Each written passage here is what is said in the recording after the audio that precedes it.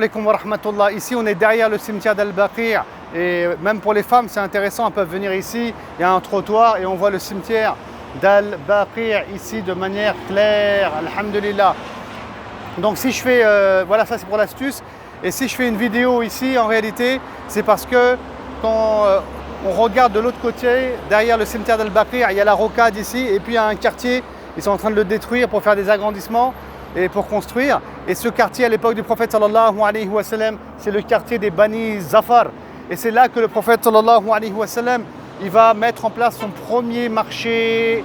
Et même que l'endroit où il sera, le prophète sallallahu alayhi wa sallam, il y a une coupole qui sera construite pour lui sallallahu alayhi wa sallam. Voilà, mais un jour, parce qu'il y avait d'autres marchés qui avaient à l'époque, il y avait le marché des Bani Qaynuqa, c'était le plus grand des marchés, il était dirigé par des juifs, mais le prophète sallam, il a voulu ouvrir ce marché dans le quartier des Bani Zafar. Pourquoi? Parce qu'il y avait des choses illicites qui étaient vendues, parce qu'il y avait l'usure aussi qui était pratiquée.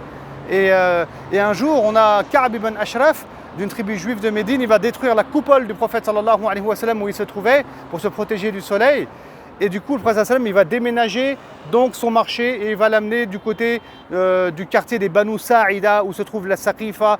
Et sur ma playlist, ma chaîne YouTube, vous trouverez une vidéo qui parle des Banu Sa'ida, qui parle de la Saqifa pour ceux qui voudraient en savoir plus. Mais ici, un enseignement important, subhanallah, c'est que le prophète sallallahu alayhi wa sallam, il n'a pas motivé ses compagnons à se venger et à faire du mal aux juifs ou à détruire leur marché, pas du tout. Le prophète sallam, il était comme ça. Il y a de la compétition, donc c'est lui qui va proposer un marché sur des règles éthiques avec du halal. C'est lui qui doit convaincre avec des actes que ce qu'il propose lui en termes de vente est meilleur que ce que les autres proposent. Donc il a interdit à ses compagnons de se venger et de détruire le marché des juifs ou bien des Bani Qaynuqa. C'est aussi en ce lieu que vivait un juif à qui le prophète sallallahu alayhi wa sallam, avant de mourir, a donné sa cuirasse en hypothèque. Je m'explique. En fait, le prophète sallam, il avait plus d'orge chez lui et il recevait des invités. Il avait tout donné, fi sabilillah, aux démunis, aux pauvres et aux orphelins. Et donc il est parti dans ce quartier avec sa cuirasse et il l'a donné à un marchand juif. Subhanallah, malgré tout ça, il avait des bons rapports avec les commerçants juifs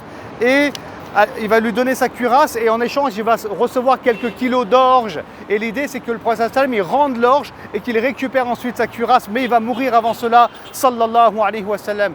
Quand on dit qu'il vivait dans le voisinage, ce juif du prophète sallam, ce n'est pas un voisin direct, mais c'est au niveau des quartiers, car le quartier des Bani Zafar se trouve ici. N'oubliez pas, si vous souhaitez en savoir plus sur les lieux de Médine, d'aller vers l'application douyouf.io que vous retrouvez sur le site de l'Institut Sira, de participer avec vos douas, vos dons, Inch'Allah Ta'ala, pour le développement de nos activités. On a aussi la Sira Academy, où on a des cours proposés par le docteur Ammar Mounla et moi-même et d'autres encore sur la vie du prophète sallallahu alayhi wa sallam, sur le patrimoine, sur les shama'il et autres. Je vous dis à très bientôt pour une prochaine vidéo. Salam alaikum wa rahmatullahi wa barakatuh.